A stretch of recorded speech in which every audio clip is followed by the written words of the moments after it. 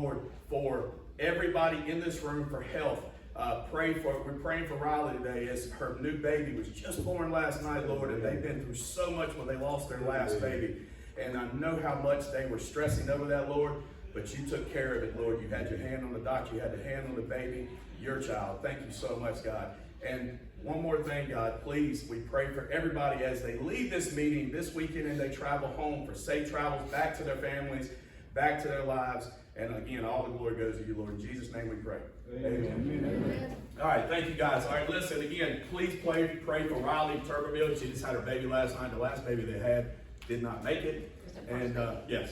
It was their first baby that didn't make it. So their baby did not make it, and it was very, very tough on them. This whole process for the last several weeks, they have been very stressed about it.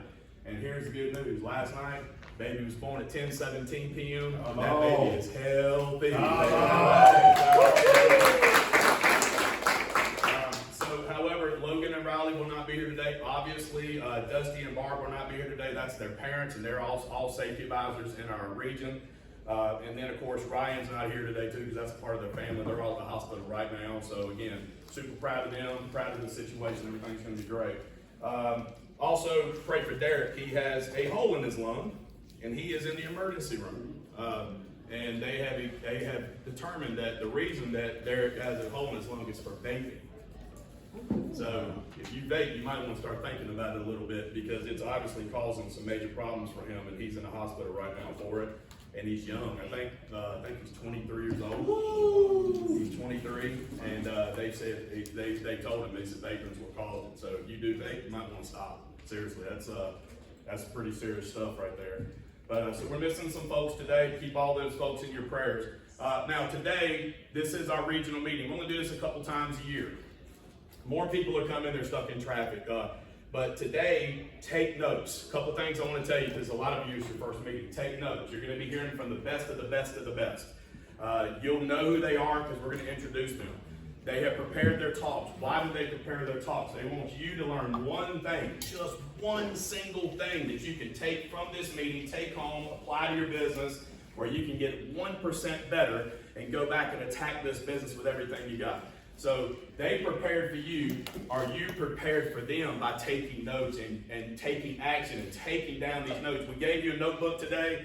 We got those ordered. There's a special message on the front of the notebook for you. Take notes, take notes, take notes. You can't take enough notes. Some of y'all have learned to do audio notes, and that's great too. There's a new thing you can do with notes with AI, where it literally will take notes for you and put it in a daggone beautiful little format for you, and you can email it to yourself, and it's the best note-taking system you've ever seen in your life. If you want to do that, do that. But take those notes. Okay. Cheer today. Be loud. Have fun. Come on! We're gonna have a good time today. You were around some teammates in here that's been around a long time. But what I'm gonna do right now is I'm gonna hand this to our MC for the whole day. I'm gonna give him a proper introduction. Tim Humphrey's been in this business for decades. He's a divisional director for global health and safety. He is someone that has held every award that you can possibly hold in this company. He's done an amazing job, and he's one of our teammates in the Blueprint region. Our MC of the day, Mr. Tim Humphrey!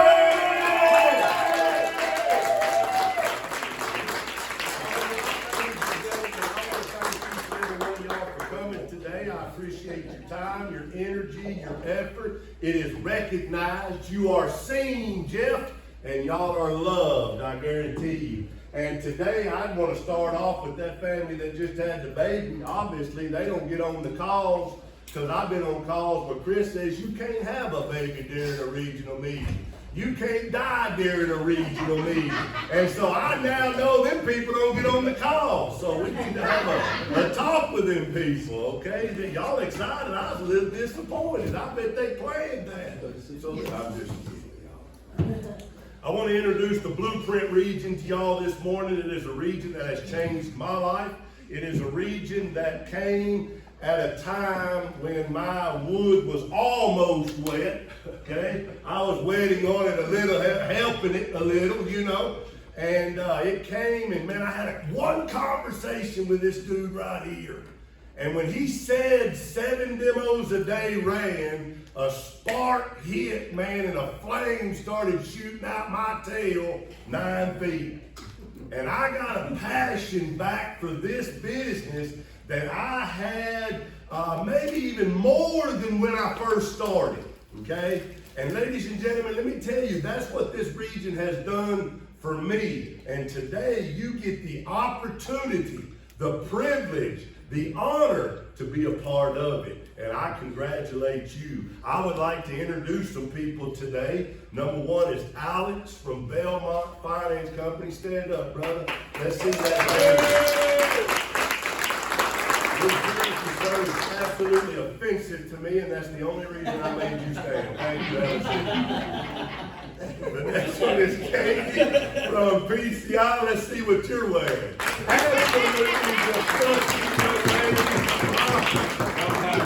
Yours is almost as expensive as his, okay?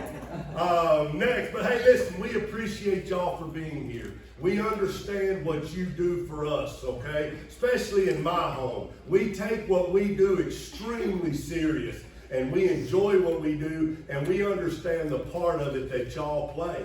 And we appreciate y'all's time, your effort, your energy, and your money. Wine and dine these people, okay? One of y'all mortgage your home to one of them, okay? And let's get some business for that finance company. The next people I'd like to introduce this morning is people that are great friends of mine. These are people that I look up to. These are people that I study from a distance. And when I see what they do, I attempt to apply it to my life. Because I believe these people have met with the Lord. They are in the Lord's will for their life. And what they do for you, you never see, never know. And when you're around as long as I've been, you get to see the things that these people do. And you understand that without these people, none of this would happen. And our first one is our First Lady, and that is Becky Roberts. Let's see what turns around.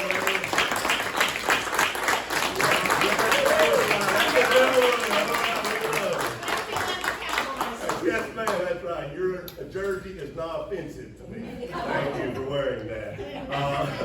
And then last and certainly not least, ladies and gentlemen, is our president. And Chris, thank you.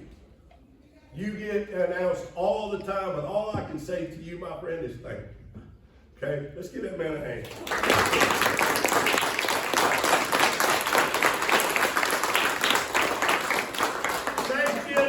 If you're a safety advisor in this room, stand up, please. Let me see your jersey.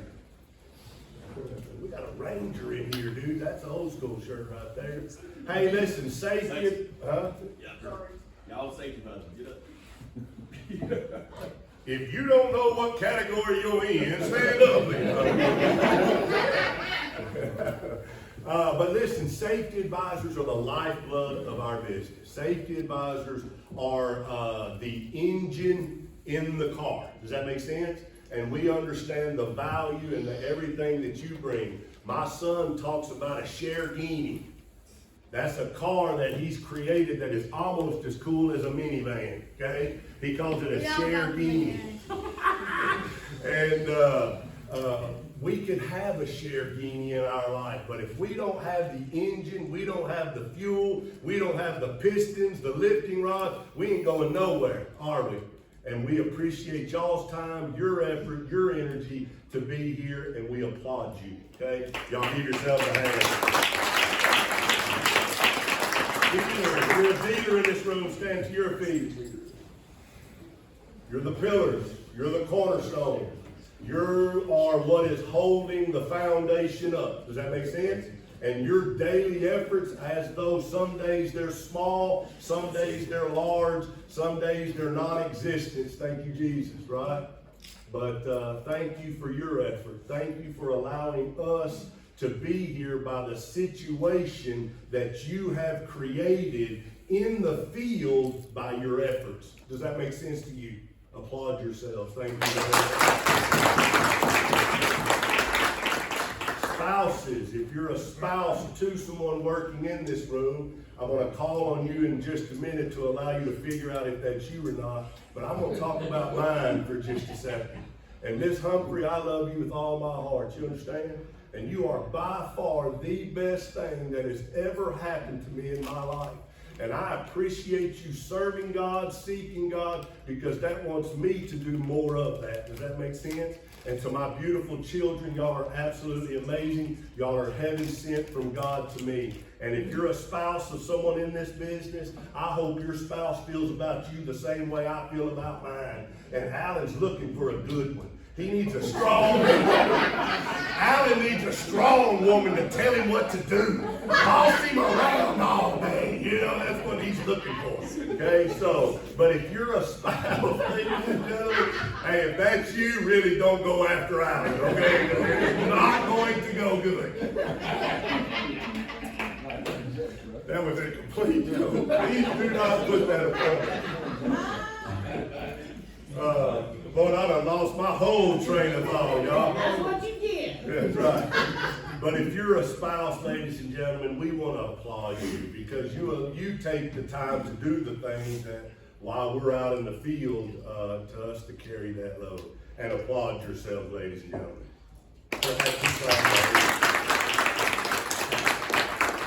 All right, the next one I want to talk to is Christy Carter. You are absolutely a phenomenal woman, and we appreciate everything that you do for us. Every time I come around you, I instantly experience joy because you radiate that, and that's wonderful. And I love being around you. I love my family being around you and your entire family. And you have set a great standard for motherhood in this world, and that is seen and that is noticed, and it's appreciated by us. And we understand the sacrifice that you made to allow him to do what he does for all the people in this room. Okay? Y'all applaud that young man.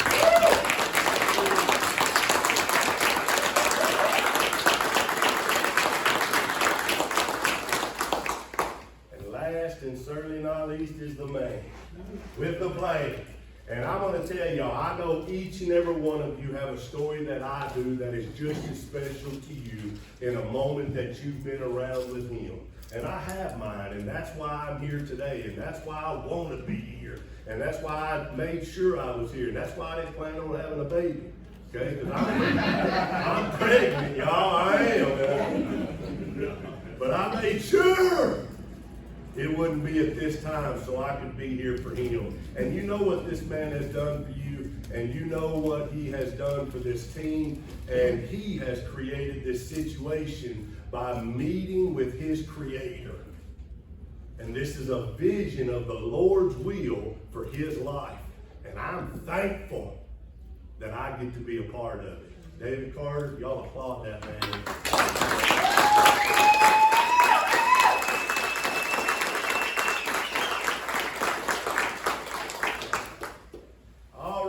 Moving right along here, now we're going to have a drawing because some of y'all was on time, some of y'all was late, and it's been duly noted. We know who you are. Okay? And Carter, what you want me to do this, Carter? You want me to bring somebody up here? Let's bring somebody up here. You want to come up here? You want to come up here, Cookie? You come up here, Cookie. Let's give something away, young lady. You're so good at giving stuff, you might even give me something today.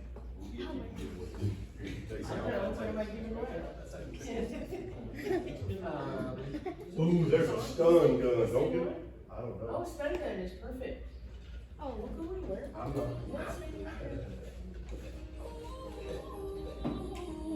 Are we doing a stand up? Yes, ma'am. All right, everybody get on your feet, please. There you go, give it to him.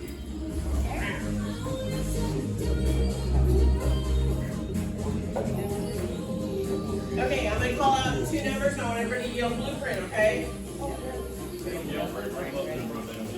Yeah, you don't yell, I'm calling you up front here. You're gonna do this with me. Come with Okay. me. Come with me.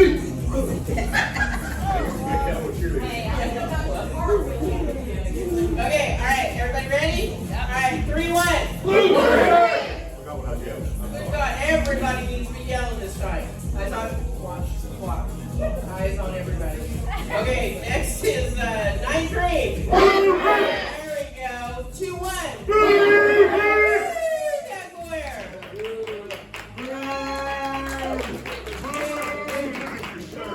Would you like a purple taser or a pink taser? Hey. on this February side.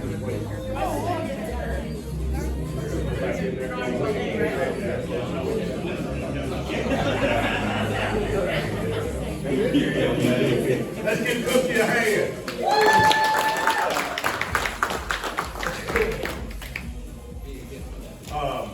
David Jackson. All right, ladies and gentlemen, the next gentleman I'm fixing to bring up this morning is a gentleman that I hold dear to my life. And he has done things I've seen online that are pretty amazing. He is a spiritual man. He is a man that does seek the Lord. He's a gentleman that does the business. He's a gentleman that goes to the field. He learns what to do. He studies it. He practices it. And then he goes and teaches it. And if you will do that, you will have some core values that can take you places that are higher than you could ever dream possible, okay? And I would like you to stand to your feet. I would like you to applaud this man because he has earned the right to be the first speaker today at the Blueprint Regional Meeting. David Jackson!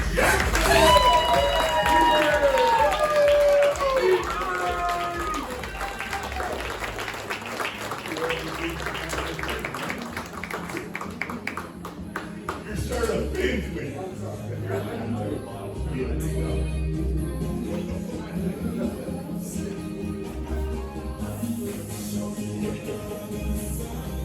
Good morning, everybody. Good morning.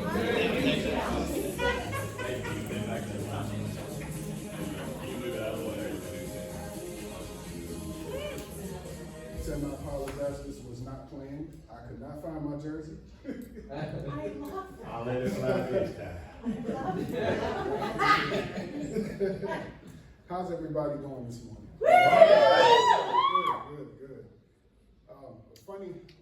Something funny that happened to me this morning. I put in the GPS to be here at the Hilton Garden, and it sent me to the other one on Big Tree Way. So I ended up at the wrong hotel this morning, coming from Charlotte. But here I am. So we're going to talk about core values this morning. And the first thing that we're going to talk about is something that's near and dear to my heart. I am my mic. Yep, put that up to you. Let's see what it sounds like. Test it out. Check. Nope.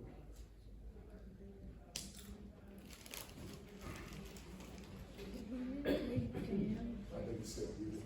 That's all right. Go ahead. Just talk loud. I'll fix it.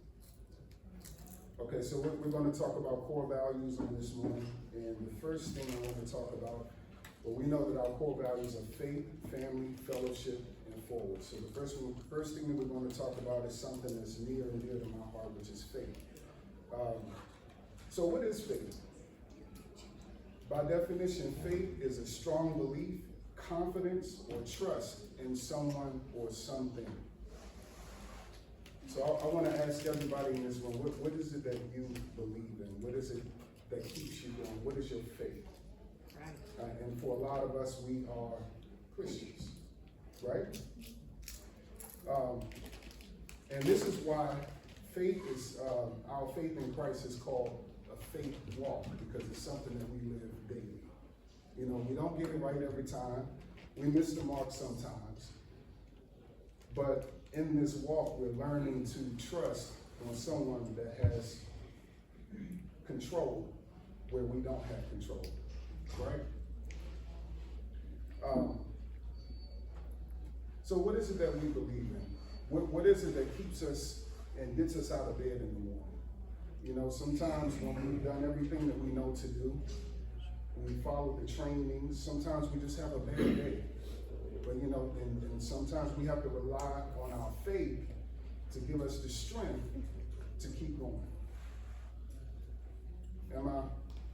Is everybody in agreement with me? Amen. I know everybody's probably still have their IV hooked up with the caffeine. Haven't plugged yet, and some of us still haven't quite woken up yet.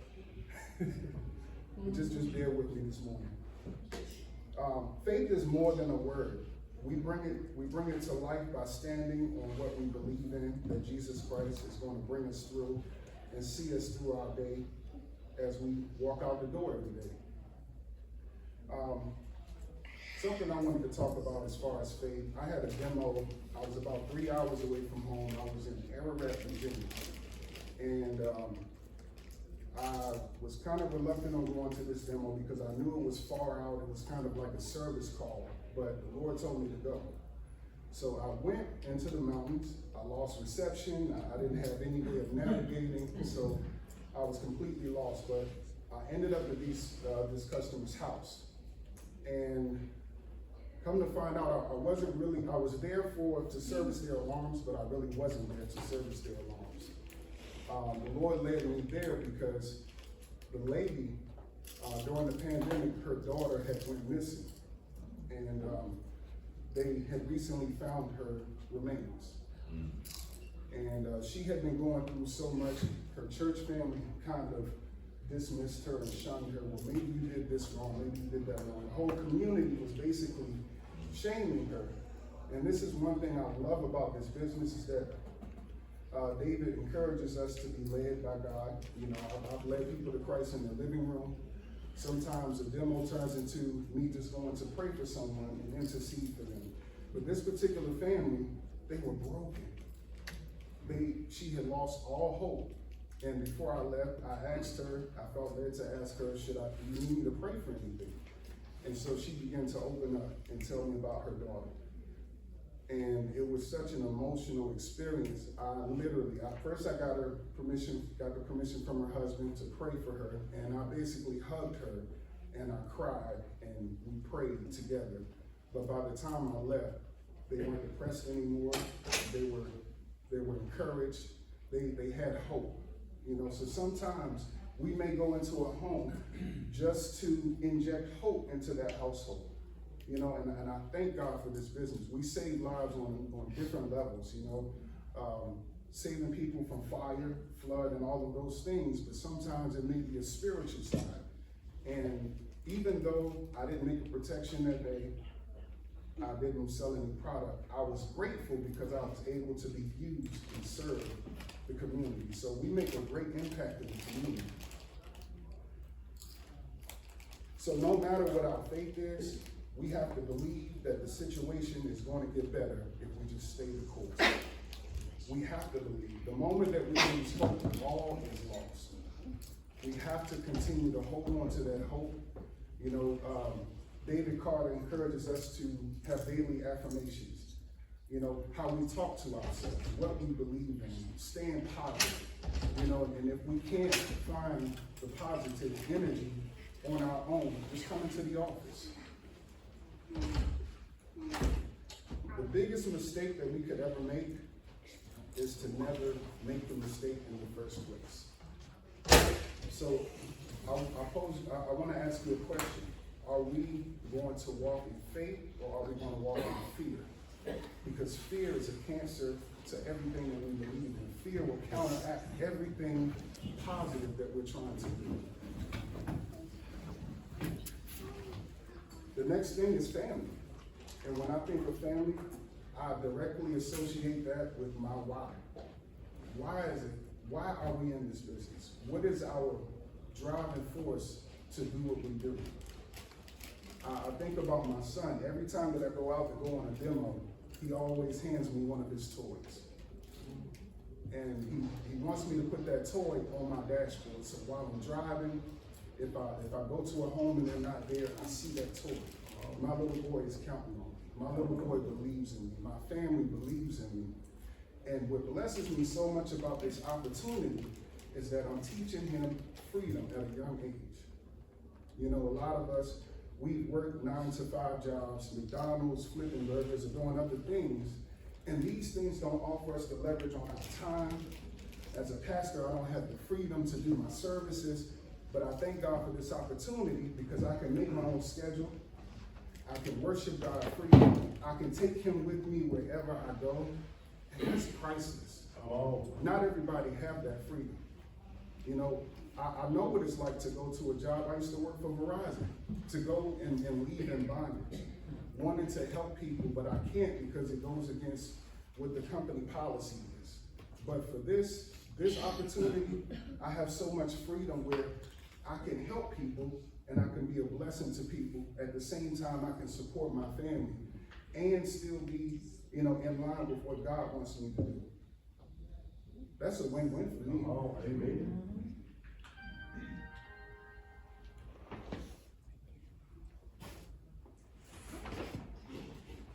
So if family is not your strong or your driving force, your why, what is your why? I will tell you that if your why is not strong enough, you won't make it in an opportunity like this. You have to have a why. You have to know why it is that you do what you do. Whatever it is that you fell in love about the business with when you first started, hold on to that. Hold on to that.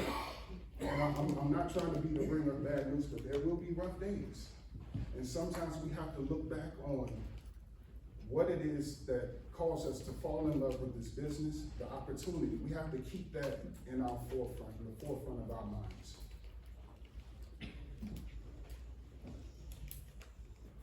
Family also represents legacy to me. What is it that people are going to say when I'm long gone? What is it that people are going to say about me? What is the mark that I'm going to leave in this world? To me, legacy and what people, the things that I've done, that's what brings value to our lives that we live. For a lot of us, we are very family oriented. Family is everything next to God. The next thing is fellowship. What do we bring to the team? David Jackson, what is it that you bring to the team that can help better and enrich other people? That's something that we have to ask ourselves. If we don't bring anything to the table, then we have work to do. If it's not something that we bring that can help someone or challenge someone else to be better, if the Lord has laid someone on your heart that you haven't seen for a while, are we reaching out to that person? Are we checking them? Are we knocking on their door to see if they're okay? Because a chain is only as strong as its weakest link. And we are a community. Family represents community. It doesn't have to be blood, but we are family. So that means when you're down, I'm down. When you're hurting, I'm hurting. And I owe it to you, if I haven't seen or heard from you, I have to go and see about you because you're my family.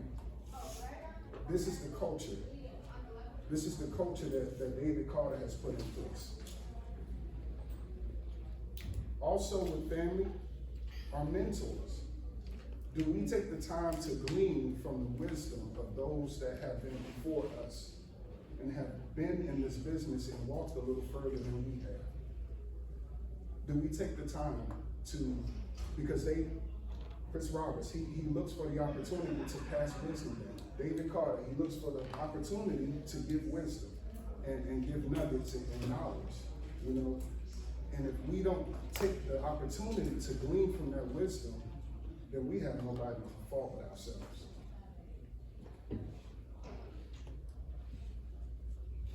The other thing about family, who's in your inner circle? Do you surround yourself with people that are better than you?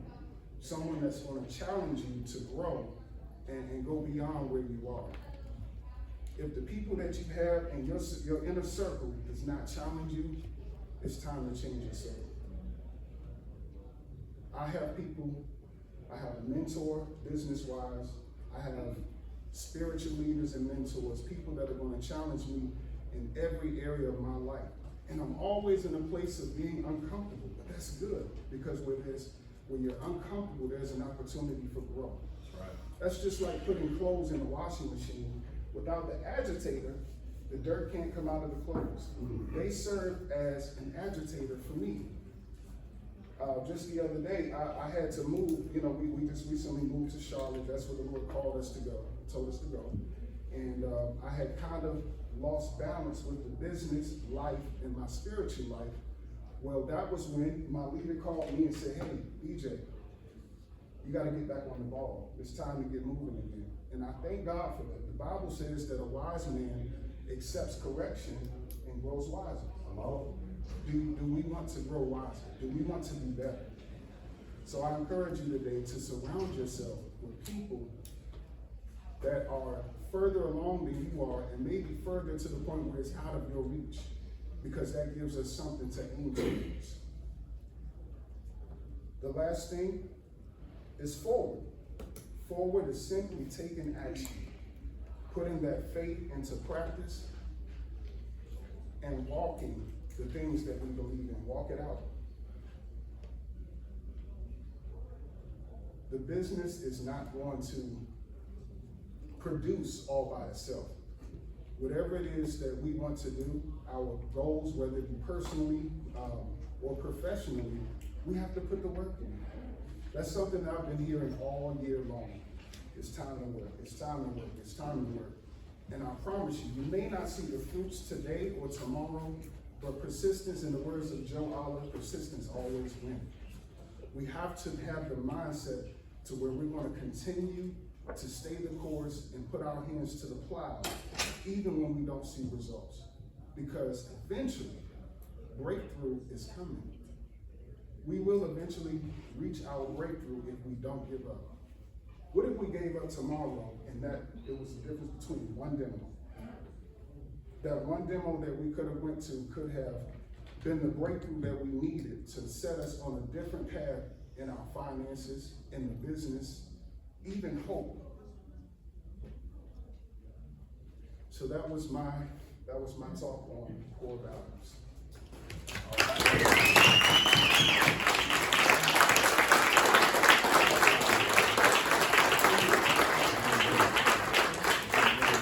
All right, ladies and gentlemen, we're going to take a 10-minute break. We have snacks, water. This is all sponsored by Belmont.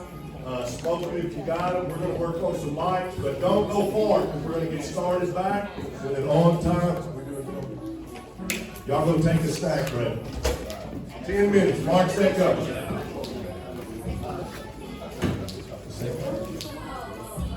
Is everybody okay? What's going on? Last time Bryce had chips. What's last time Bryce? Do I eat snacks at the house most of the time? I told you. I don't eat snacks. I just have my food.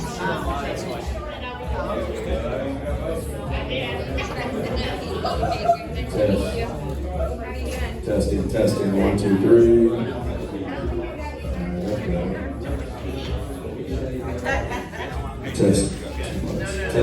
Testing, 1, 2, 3. Testing.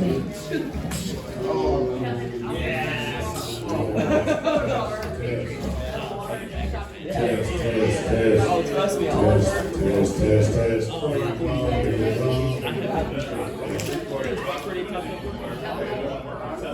In the league right now. He's in here. No, I didn't. I actually. Hello. Listen, I just spit fast. That's what I'm saying. He was Mr. Irrelevant. I don't hate him. It's like a Tom Brady. But he like Tom Brady. Good. That was good. Yes. Hear me out. Really top 10. Who's better? Matthew Stafford's better. No, he's not. Justin Herbert's better. He's in the Stafford. Matthew Stafford's like 50 at this point.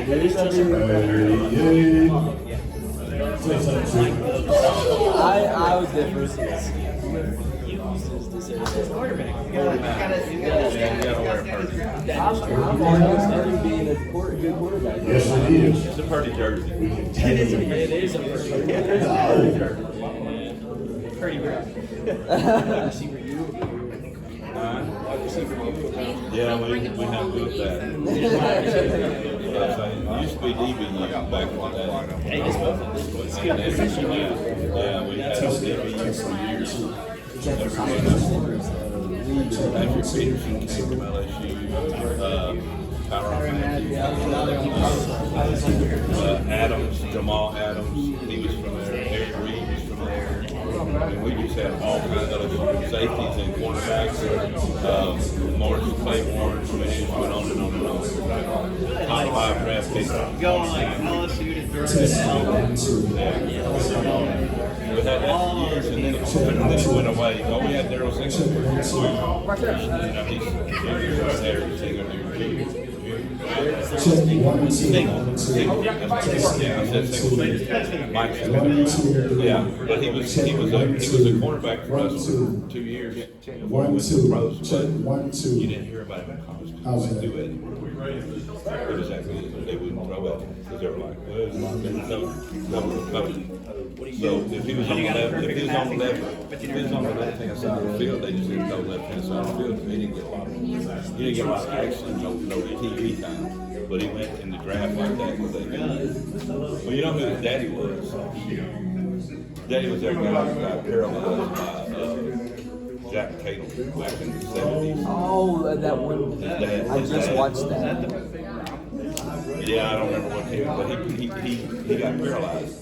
So when this kid was born, his daddy would make him walk and run backwards everywhere he went. He said, you're going to be a defensive back. You're not going to be an offensive player where you get hit. You're going to be the guy who hits people. And so he made him walk backwards, he made him run backwards and all that. So then when he got older, he was a perfect defensive cover. Isn't that weird story? Jack Tatum was Jack Tatum.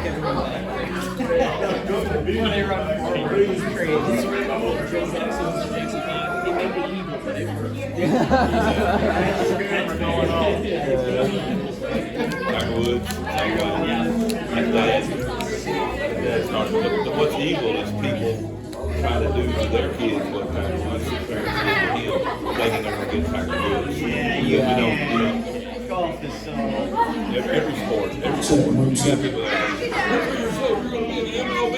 Check 3 4. Less than 1%. Check. God for that.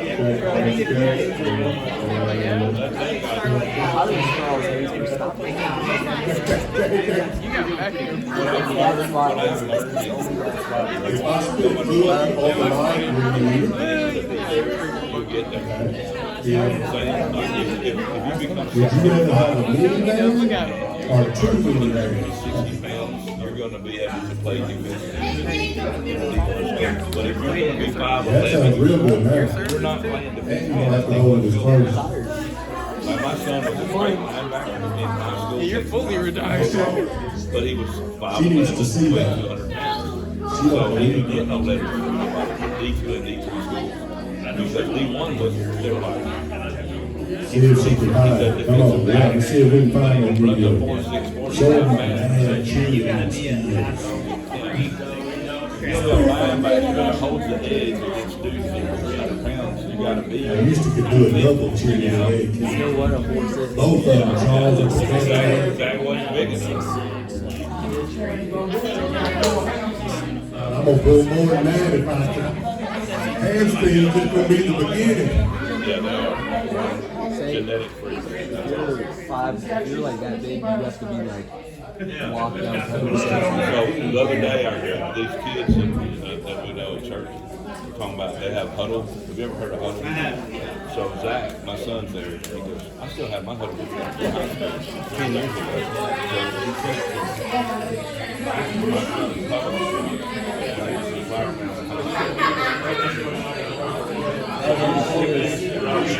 Okay, let's start rounding up everybody. Gentlemen, reach up there, holler, and yell at people. Circle around them at the beginning of the play. Let's get them going. Did he try to Tell get them to stop faking. Yeah. or like go play college ball? Well, everybody on this team had a huddle, and then college recruits. Well, because you, people that act suspicious have a reason to be. Because coaches You sit up straight, you get wide. What did you say?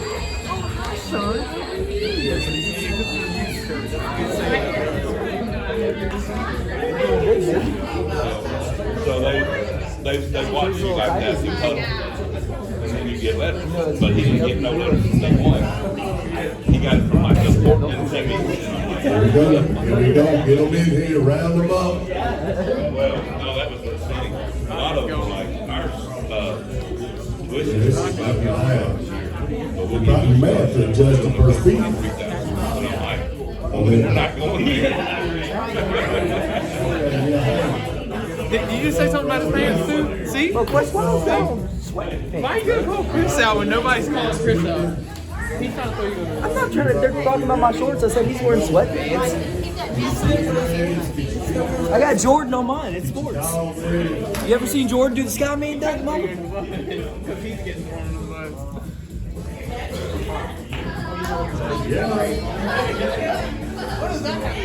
Watch out. I'm the coach. Those that can't do, teach. All right, people, y'all go sit down for me. Macaroni, go sit down for me. Macaroni. Worm all the way back. Cookie turn.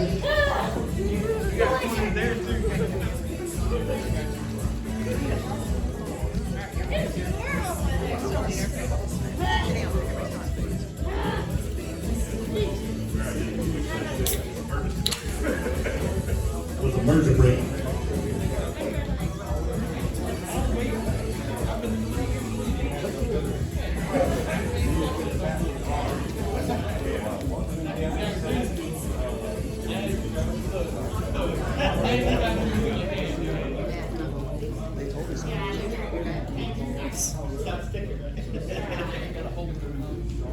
Anybody else out there? Do we know? Yeah, there is a couple.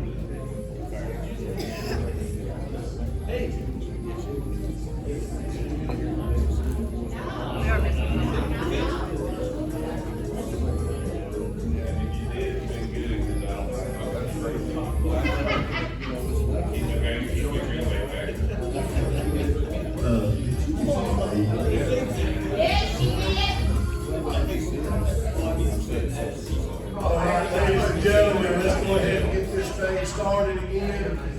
We appreciate y'all going through our emergent break right there. We had a microphone malfunction, but we seem to have accomplished that. It was all due to me. I went over there and looked at their technical stuff. Thank God. I'm just kidding. Don't let me anywhere near your technical stuff. I promise. But I want to introduce the next speaker today. We are very honored to have this young lady here today. She does an absolutely fantastic job. As I said earlier, there are things that these people do that you never see that benefit you tremendously. And behind every great man is a better woman. And this is your first lady. Stand to your feet, Becky Roberts!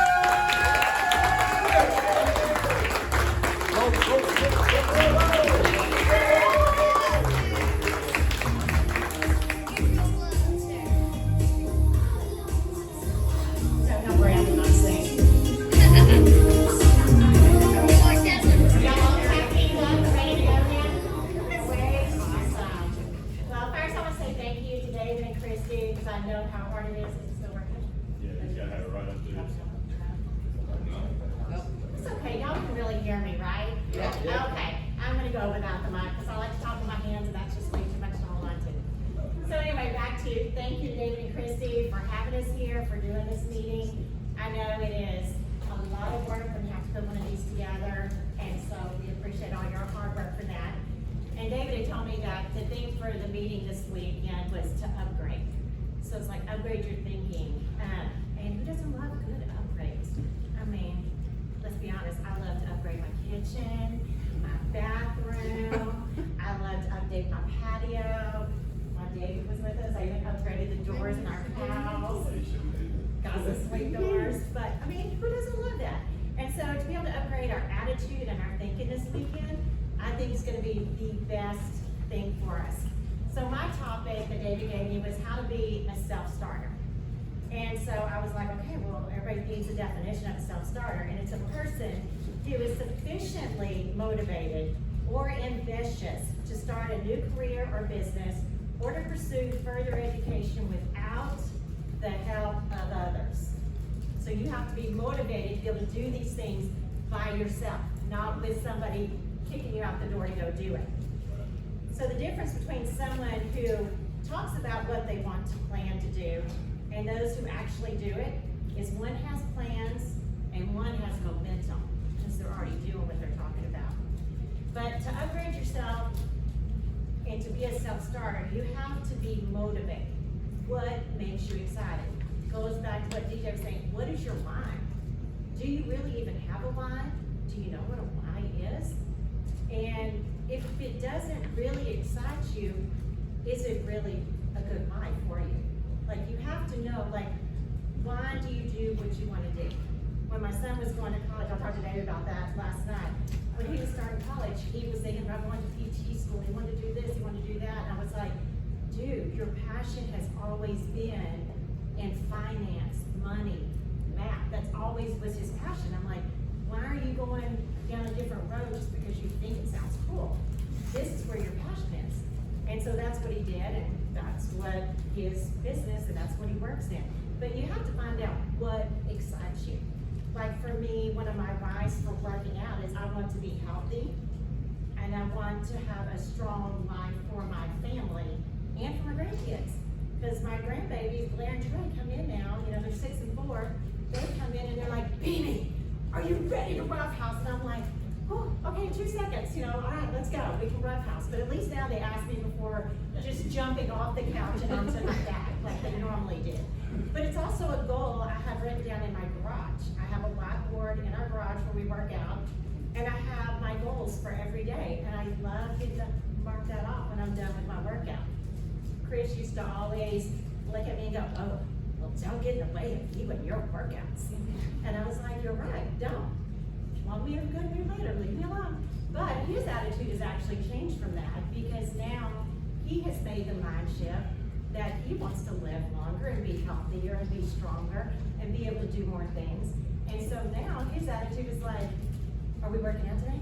Are we going out there to work out? I'm like, yeah, let's go. So 7:30 every morning, we're in our garage working out. And so, and the impact that that leaves on my other generation is my son and his fiance work out all the time. He has a gym set up in his garage now.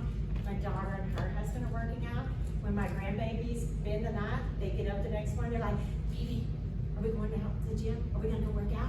I wanna go work out with you. And I'm like, yes, because we're making a shift in our genetics and our family to make sure everybody's gonna live a healthier life, you know, and nutrition and everything in there too. But I just like love to focus on the part that they see us working out and they want to join in now.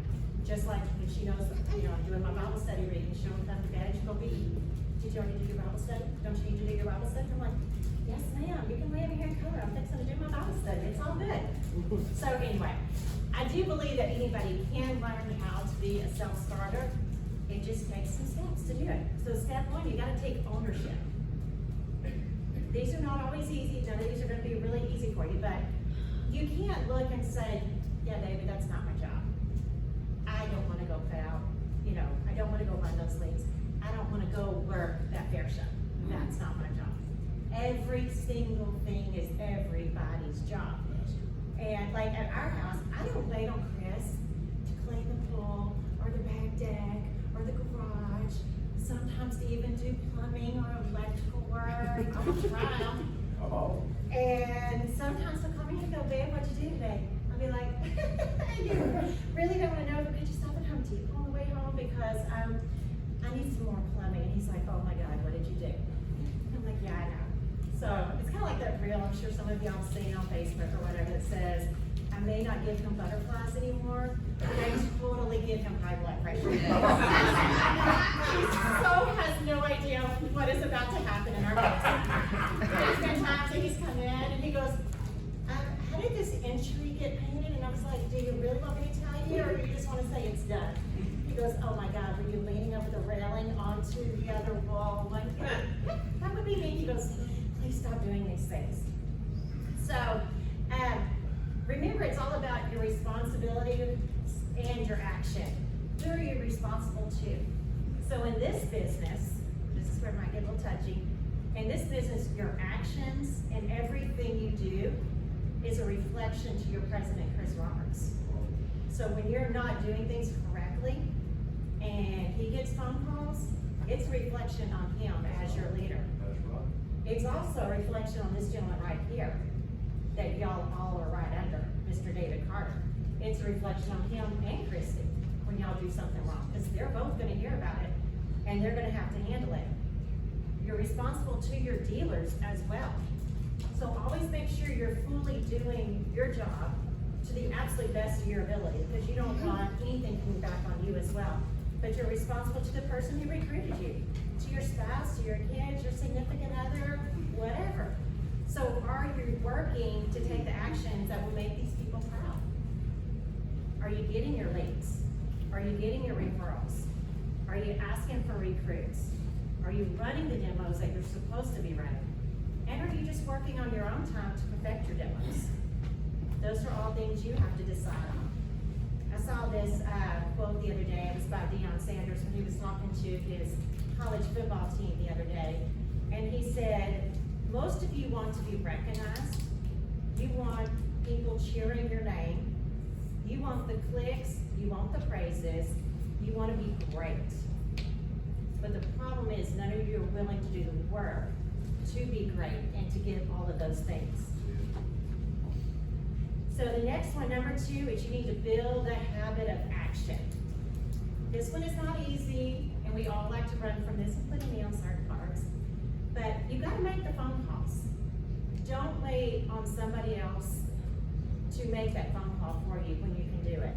And I know for a fact this drives my husband absolutely crazy when people go and ask somebody a question, and I'll just use David because he's sitting right there, and be like, you know, ask somebody in his office, hey, did David get back with y'all about X, Y, and Z? And I'll be like, I sent an email, I hadn't heard back yet. David, da-da-da-da-da, yeah, okay, here's the answer to your question. It drives him crazy. He's like, within 2 minutes, you could have answered this instead of wasting an entire day because, oh, I sent him an email, I'm just waiting, surely they'll get back with me at some point in time. Just make the phone calls. And that way you can check that off your list and be done. Send the emails. Send the text messages. People are not that scary. They are not gonna bite you. They're really, really just people like you. And you gotta just go with how their conversation's going with you. You know, make your plan for your day. Momentum comes from movement. So the more action you take, the easier it is to keep going. When you stop, it's very, very hard to build that momentum back up. In fact, Dave and I were just talking about that. At breakfast, we were talking, you gotta continue to stack the days. Whether it's in this business or in your workouts and eating healthy and doing the right things, it's all about consistency. Stacking day after day after day. Because if you take off a week, it is hard to get your momentum going again. It is hard to get this business and your leads and everything rolling again when you take off that time. So you also, number 3, is you gotta create your own accountability. Don't wait for others to hold you accountable. Set yourself accountable set your goals and make yourself accountable to them, and even consequences for not meeting your goals that week. Treat your personal and professional commitments just as you treat a commitment with your family or your friends. So I'll tell you all those stories. So my mom is gonna be 82 on January 1st this year. And I will literally tell you, she would probably run circles around 90% of the people in this room. Like I said, she's fixing to be 82, short and feisty. But she gets up still, she works a full-time job still, not because she has to, the lady's completely financially sound, she's all good. She does it because she loves what she does. She has her mom, she loves her job. She loves helping people. She gets up at 4:30 every single morning. She does her Bible study, she takes her shower, she eats breakfast, she feeds the cows, the donkeys, the cats. Sometimes raccoons, if they're hanging out at her house, she has like a small farm, depends who's hanging out at the time. But she's accountable to all these things, cleans everything up, does her Bible study, and is out the door and at her office by about 7:15. Works a full-time day, comes home at 5 o'clock, unloads the hay, unloads the feed, feeds the cows, mows the yard. I mean, she doesn't stop until the sun is going down. And it's like, yeah, I just had to go back to eat. And literally the other day, I think it was probably about 3 weeks out, I texted her, she had gone in to have a colonoscopy one day. And I texted her, I'm like, hey, just checking on you, making sure everything went well. She goes, oh, everything's totally fine. I'm already back at work. I'm working right now. I'll text you later. I'm like, you seriously went back to work after having a colonoscopy? Nobody does that. Like, what is wrong with you? Not that anything is wrong with her. But it's just funny because her mind is all about her job and what she loves to do. So, and she does this all the time. When I come back from her house after Thanksgiving, which is coming up, I am worn out. Because that woman has me here, go there, go there, go here, let's go over here, come on, we need to go do this. Now we need to go pick up all these branches and take them out there to the barn pile. Now we have, and I'm like, I've done 15,000 steps just on this Thursday. That's back to being country strong and not gym strong at that point in time. But anyway, she does all these things. She works a full-time job. She volunteers in the children's section at her church. She teaches 3 Bible study classes. One she does in person at church on Sunday morning. Then she does one on Sunday nights for ladies who can't drive or can't make it to church anymore. Then she does one that's like a once a month with another group of ladies that she does. And then she decides she's going to sing in the church choir as well. And I'm like, oh my gosh, Mom, you're so busy. But this is an example of somebody that I'm just telling you, that's a self-starter. She doesn't need anybody to tell her what needs to be done. She knows her why. It's because she loves people. And she isn't waiting on anyone to say, hey, Joanne, can you do this? Hey, can you do this over here? She just does it. She has her list in her brain and she just goes until it's done. So number 4 is you need to be resilient, not perfect. Starting can't always be messy. It's okay for it to be messy. You've just got to clean it up as you go. I couldn't do half the stuff I did when I first started working out. I wasn't doing everything correctly, but I also didn't stop. When people are like, why are you working out? I just kept going. It's what I wanted to do, and I wanted to get better at what I love to do. So don't wait for the approval of somebody else. Just go and do it. Your challenge is to start something today that you will upgrade you, your business, and even your finances. Even if it's small, you have the spark to light your fire. So remember, no one is coming to hand you that perfect moment. No one is coming to push you out of bed. No one is coming to remind you of your potential. No one is coming to map out the steps for your success. That is your job. Don't wait on permission. Don't wait on luck. Your dreams won't build themselves. Your goals will not chase you. And every action is going to fuel your future. So motivation fades and discipline stays. Even when you don't feel like it, keep moving. Be your own best cheerleader. Come on! Start now. The world doesn't belong to the ones who dream. It belongs to the ones who start. Come on. Thank you all.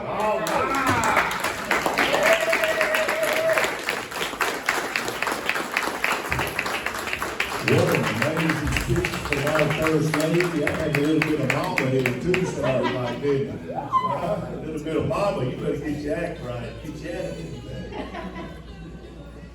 Thank you very much for that, Becky.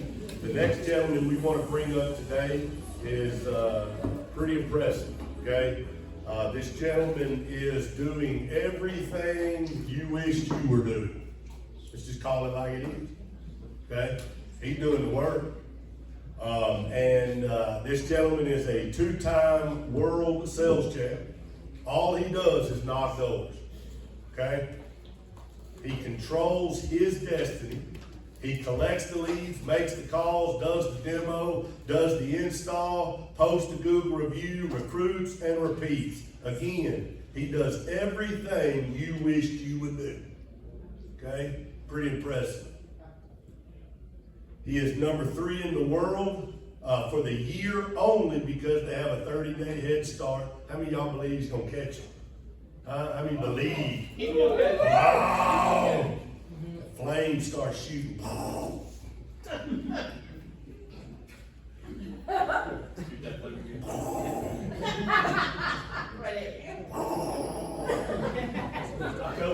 But I go to the bathroom and make the steam, baby. He's ran 30 plus demos a month and makes $10,000 a month consistently. I'm going to say it one more time.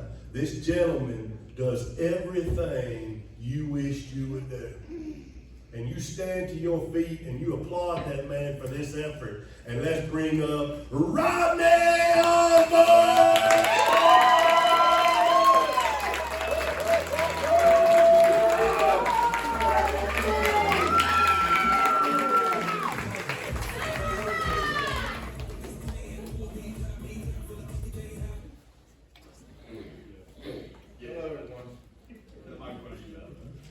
How y'all doing today? I'm a little nervous.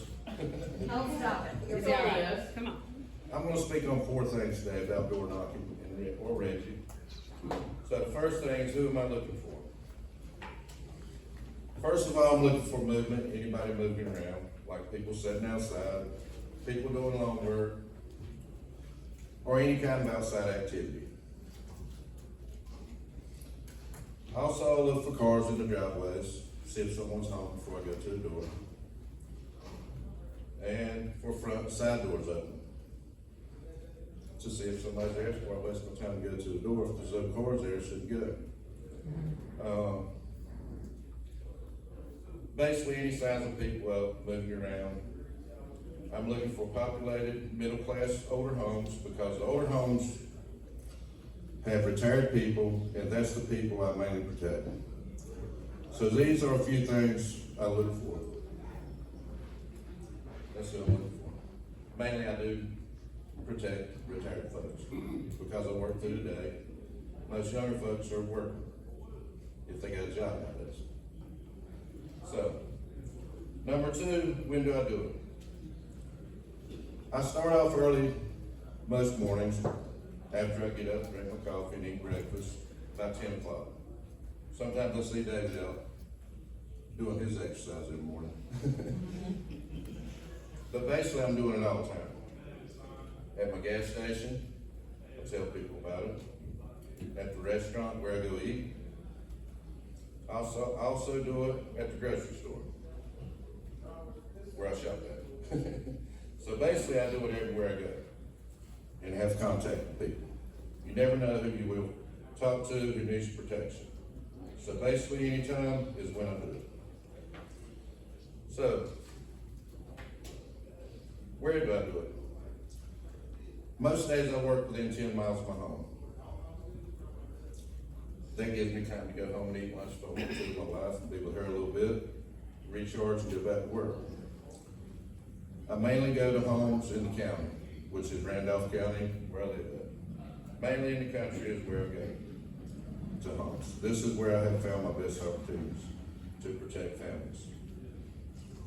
But basically, I find people wherever I travel in a day's time. So I could say I protect people wherever I go. So how do I do it?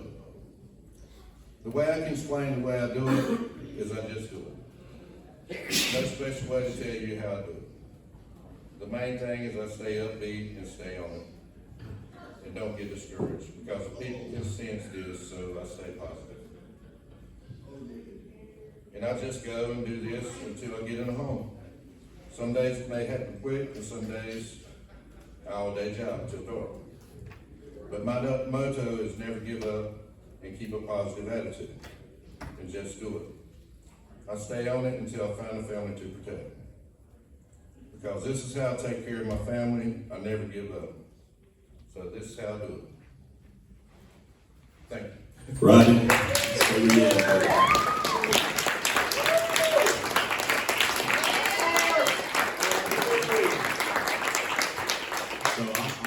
I'm gonna lead Rodney in some questions to help you guys really learn some more of this, because Rodney, he's not gonna brag on himself. He's not gonna stand up there and say anything. Well, this is what I do. This is what I do. This is what I do. But I'm gonna give you some examples, and I'm gonna ask him some questions.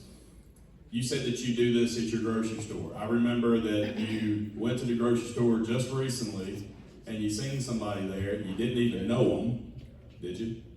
Didn't know him at all. Put the microphone back up there. No, I didn't know him. Didn't know him at all. And within an hour, you were in their home and you were hanging alarms within 2 hours. Can you tell them that story? Yeah, I met him at the Walmart near my house. I was in there shopping. After I done a demo, set one up. And they let me come to the home. Now, real quick, before you keep going, what did you say to them at the grocery store? This is what they really want to know. What did you say to them? That, hey, how you doing? Coming to your house, selling fire alarms. No, what did you say to him? I told him I was a fire safety advisor for Blueprint and RCM. Write this down. This is exactly what you should be doing when you meet people out and about, because within 2 hours you'll be getting paid. This is exactly what he does. Go ahead. I told him I was a fire safety advisor, and I'd like to come to their home and show them some fire safety. And they said they thought about it for a minute, and they said, they talked to each other, and they said, okay. So come to find out, they lived in David's neighborhood. So I went and protected him, and they was real nice folks. He was a veteran, I think he was a Marine. So he got a good discount on his system, so he was very happy. That's all I told him. And Rodney, one thing that I want everybody to understand is there's been days that you went all day and nothing, no demos, but you went all day. So tell them that the point is it's all about repetition. It's all about getting up. It's all about doing it daily, stacking days. Like Becky mentioned a little while ago, we were talking about that this morning. You got to stack days. So how many days a week do you work and you do this? Mainly 4.5 to 5 days a week. Sometimes if I have to work Saturday, I work half a day. Why do you work when on the extra time? So I can meet my goals. If I haven't done what I need to, I try to protect as many as I can all week, because I have a family to take care of, so this is what I do for this is my full-time job. Yeah, so on the days that you don't get appointments, you know, you just automatically go home, recharge, get you some dinner, get your goals ready for the next day, you wake up in the morning and rinse and repeat, right? Yep, that's what I do. Okay. Go every day. Walk over to Tim. Come on over here to Tim real quick. You just met him for the first time. Let them hear you talk to him. You just met him at a gas station. You pump your gas, talk to him. Let them hear what you would say to Tim to get an appointment. How you doing today, sir? Put the microphone up so they can hear you, How brother. you doing today, sir? I'm good, how are you? Just fine. I'd like to come to your home and show your family a video of fire safety. Okay, who are you? I'm Rodney Osborne with Blueprint here at Artsdale, on Baker Road. And why you need to come to my, Just show you a little safety. okay? When do we do that? We can use it right now. Okay. I can come 30, 45 minutes from now, give you time to get home. So it seems to me the point of the whole deal is he's just doing what? That's all that man's doing. He's walking up and you're literally just going, are you interested in what I'm interested in? And if they say no, what do you do? Hey buddy, I don't think I need you at my house, brother. Yeah, they tell me that sometimes. Okay, I mean, with a jersey like that, no thank you. But see, look, that's what he does when they do it real. He just laughs, he goes, Yeah, I gotta get to the next one, so not everybody's gonna say yeah. that's it, man. And then you rinse and repeat. Now, let's say I give you my phone number, call and set an appointment with me. I just answer the phone. Hello? Rodney don't do that. Oh, you don't do that? No, he don't make calls. I got you. He sets somebody's at the door. Oh, that's it. Yeah. I mean, it's like, why are you wasting your time? He don't have time for that. Let's go through that. He just did. He'll do it again if you No, I'm want not to. talking about at the store, I'm talking about setting the appointment at the door. He just did it. That's exactly what he does at the door. See, the biggest thing that I want you guys to take from what you're seeing is you guys are looking for some magic That's words. it. That's what the it. problem is in this room. You guys That's are all it. looking for something special, something crazy, some special to come out of his mouth. He just told you already now twice what he does, and you're still looking for something different. That's it. He don't do these things that you think he's doing. He goes to the door and says, "Hey, I'm a fire safety advisor in Blueprint in Artsdale, North Carolina. I'm here to show you some fire safety. I'd like to go ahead and show you some information today." And he gets the appointment, and right then and there, and he walks in right then and there and does the demo right then and there. Within an hour and a half, he's hanging along right then and there, rinse and repeat. But if you notice, even Tim's like waiting for something as he's pitching him. I was laughing back here when you was like, wait, Tim's like, got him. He's like looking at me like, are we gonna go to your house now? I'm like, are you fixing to call? He's like, I don't call, sir. That's the key I want you guys to all take. Less is what? More. Less is more. Quit trying to look for these special pitches. You don't need it. I sent Chris Wiles, he's looking at me smiling because he knows. Chris Wiles, he's a professional door knocker. He's really good at it. And I sent Chris Wiles, stand up Chris, everybody can see you. I sent Chris Wiles with him because Chris used to work in solar and he knocked doors all day, every day, all week, every week, all year. I mean, non-stop knocking doors. He's like, who do you want me to, who can I go watch knock doors? I said, go with Rodney, dude. That's the guy. He went with Rodney, came back to me later on that night. Actually, it was the next morning. And this is exactly word for word with Chris. And you can tell me if I say it wrong. He says, I can't believe what I just seen. I said, what'd you see? He said, he don't really do anything at all. He just says, I'm going to show you some fire safety. I was like, all right, well, there you go. What else is there to say? Yeah, literally, first house that we went Everybody to listen, go together, ahead, Chris. first house that we went to together, Rodney walks up to him and goes, "Hey, we're showing a demo, y'all wanna see it?"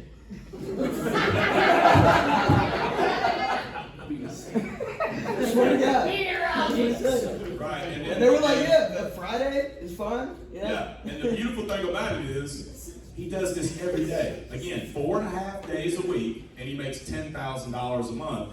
The big difference between Rodney and 99% of everybody else in this business is he attacks the business, and everybody else is waiting for the business to fall into their hands. Come on. Big difference in mentalities. He don't wait for it. He goes and what? He gets it. He's not, he came to me, he's like, "How do you knock doors?" I showed him what I did. He said, "I ain't doing that crap." And he went out and did it his own way. You know, he's like, "I ain't going to get no lead, make no call. I'm getting in the house right now." You know, but Rodney, again, Rodney started in April, right? In April. Yeah. He has already been 2-time world champion in this business, twice. Twice he's been world champion. How many leads has he ran from home shows? None. How many box leads has he ran? Maybe one, because somebody else didn't run it. He's like, "Well, just give it to Rodney." You know, Rodney don't want those leads. No, forget that crap. I'm gonna go get my leads, and I'm controlling my what? Destiny. He's in control. He's in control. Nobody else is in control of Rodney's destiny but him. It's funny. I walk 10,000 steps every day. Every day I walk. And I'm gonna tell you the funniest thing about it, me and Rodney was laughing about this the other day, is I walk the entire neighborhood, and there's a point at the neighborhood where I'm at the front on the main road at Archdale Road. Halfway across that, Rodney, beep, beep. It's like, because I walk at a certain time every morning, he drives by me at a certain time every morning. Now that's a structure to him. He leaves his house every day at the exact same time. He knows what he's gonna do. He has a plan every day. It's intentional. Guys, he's successfully, intentionally doing this stuff every day, the same time, the same way. There's no special pitch. Quit looking for a special pitch. Hey, I'm here to show you a demo. Hey, I'm a fire safety advisor. Hey, I'm coming to show you what you need to know about fire. I mean, it's nothing. That's what he does. So, Tim, any other questions? I mean, he just said it. I just go up to him and tell the truth. Right. Hey, I would love, we never do this in the meeting. If anybody has a question, raise your hand. And we're not going to do this, but maybe one question. Go ahead, Ian. Rodney, when you come up to a door, how do you have your kid in your hand and just have a notebook or? Good question. He wants to know, does he have a kid in his hand, notebook? But what do you have? What do you carry to the door? I mainly just have my phone in my hand. My phone. And, I tell them what I'm doing. And then, they let me in their home, I go back and get my stuff, I get my kid, my fair blanket, my checklist, and my bag with my iPad in it, I go on in. Okay, so you just kind of walk the door, meet them, how you doing? Hey, I'm here, I'm in the neighborhood, just showing fire safety videos, or No. No? He said, "I'm Rodney, I got a demo. You wanna watch it?" I do tell my name.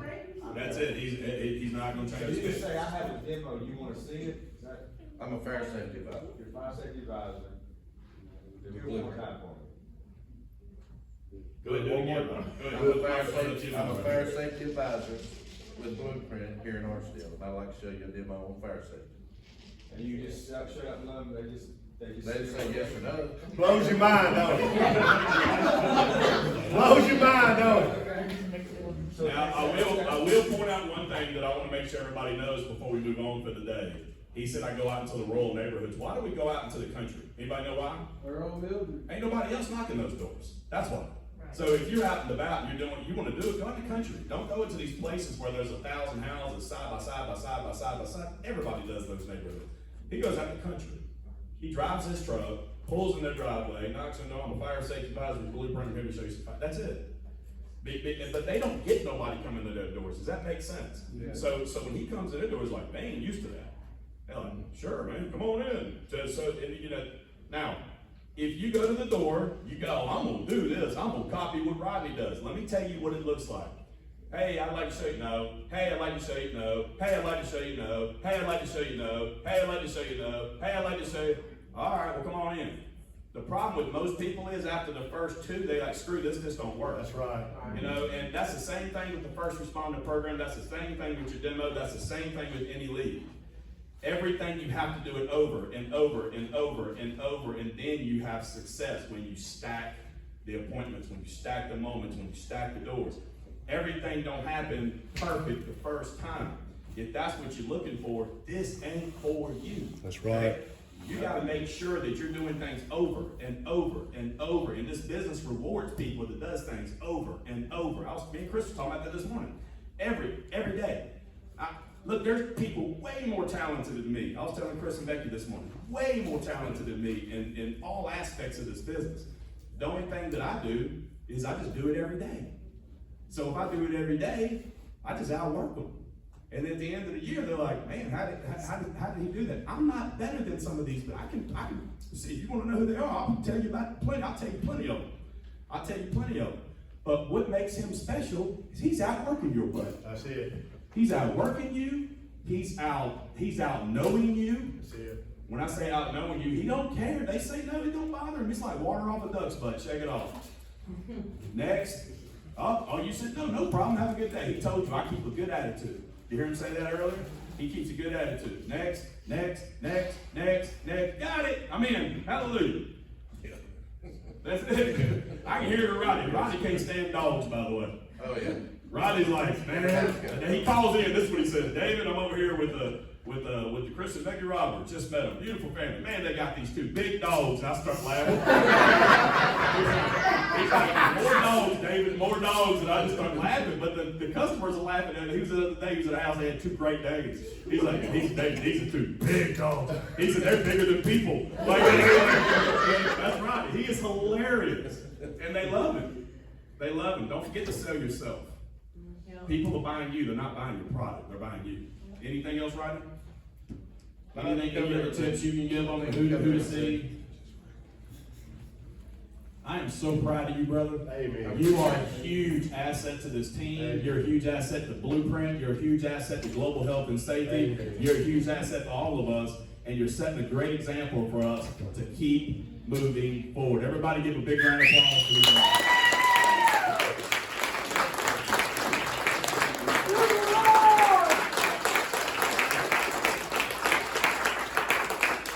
So funny, y'all.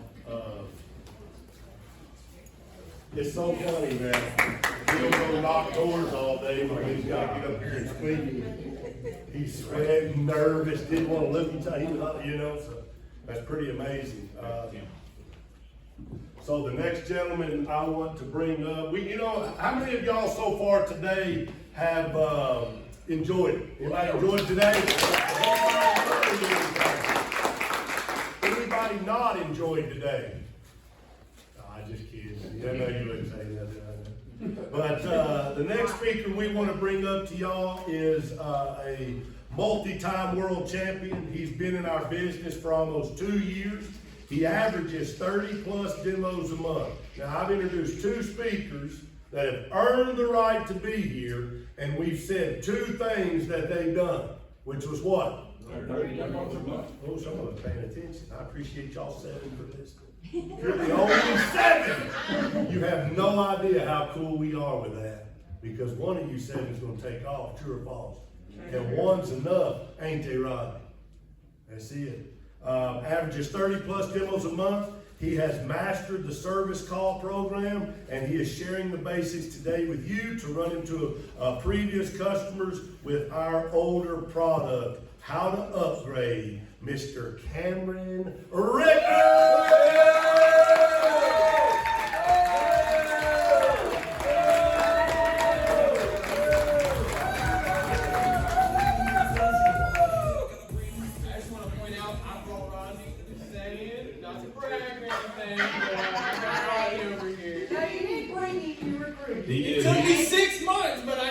He did recruit Rodney, and I want to point out that Cameron's wearing a youth jersey today, and he's wearing Nathan's jersey when he was 8 years old. It looks so good on you. So just so you guys know, Cameron's the guy that everybody in our office loves to boo. So I would love for you guys to reintroduce him. You don't understand, he loves it. So everybody boo him.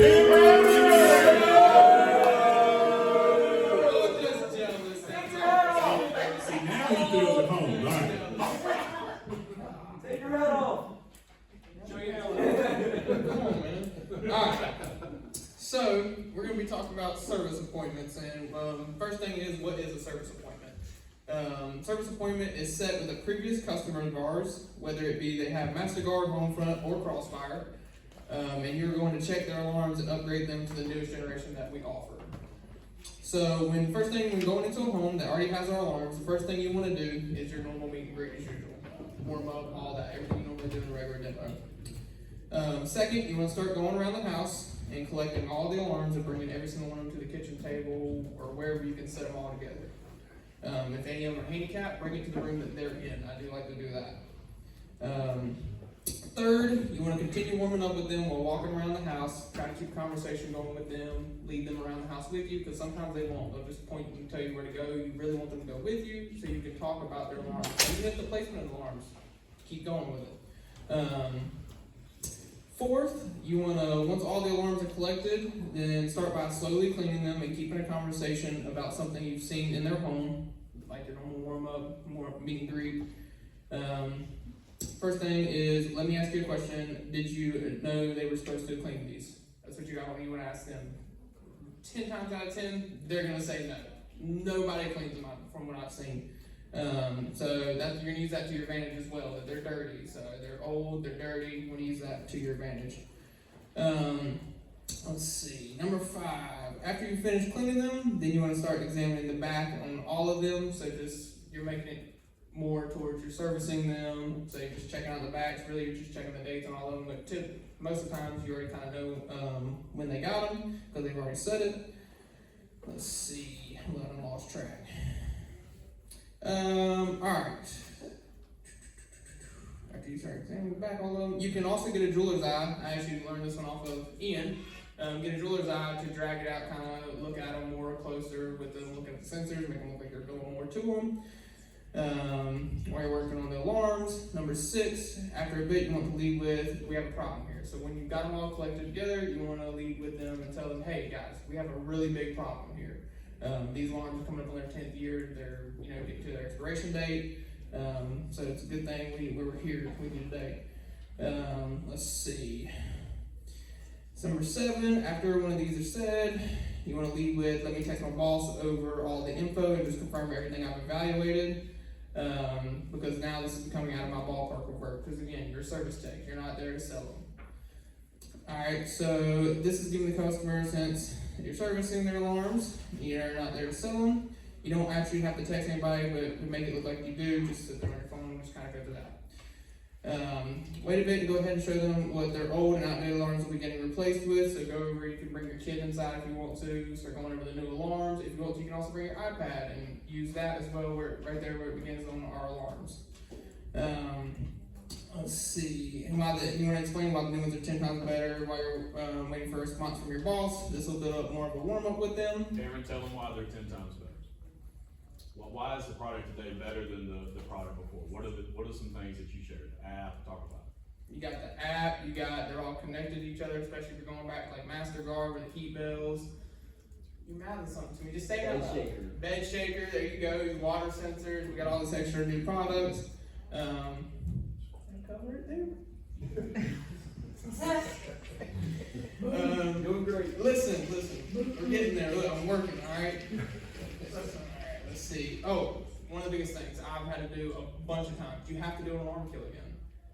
A lot of them don't remember. They don't even remember. They think their old alarms are still good. I have a lot of them say, oh, we're good though. We still got the old alarms that they wired in their house in the 40s or something like that. They're dark yellow, so bring an alarm killing if you have to. Start alarm killing their alarms again, because they don't remember this stuff. 10 years, 15 years, 20 years down the road, nobody remembers this stuff. I don't remember what I ate like yesterday. So let's see. After a bit, you can just hit them with something along the lines of, all right guys, my boss just messaged me back. He did confirm that these alarms need to be switched out. So now you want to go into the warranty. I use the warranty that's in the booklets. So what you want to do is, let's see, tell them along the lines of, let me figure out what warranty you guys fall under. You want to pull out an owner's manual. The new owner's manual has the same thing in them that they did back then. So you can just bring out a new one, bring it with you. And then you start flipping through the pages, go to the very back, there's 3 warranties that we have. So you have a lifetime product replacement guarantee, you have a limited warranty, and you have a lifetime fire replacement guarantee. You're going to explain all 3. One of them's expired, it's a 24-month one. Other one's for fire. You obviously didn't have a fire. They're all still here. So you're going to tell them that they fall under the lifetime product replacement guarantee warranty, and you can either read out the first paragraph to them, or you can read it out yourself. You know what? I got a picture of one. And I will read it out to you. Nobody's ever heard it. Let's see. After the above limited warranty is expired, commencing on the first day of the 25th month and extending through the lifetime of customer, the manufacturer of the smoke sensor guarantees to replace the smoke sensor at a preferred owner discounted price, which includes shipping and handling and is adjusted annually. When you get to the next paragraph, just say the second paragraph is about cleaning them and all that, and then the third paragraph is your contact info. You can have them read it if they want to, if they want to, sometimes they don't. After that, you just want to text your boss, ask them what you need to do next, because again, you're a service tech, you're on cell phone. Helps them out with that, and then after that, if you get through that, just now refer back to your price book and go over the prices with your dealer, boss, whoever it is, and go from there. That's it. All right, very good. Thank you.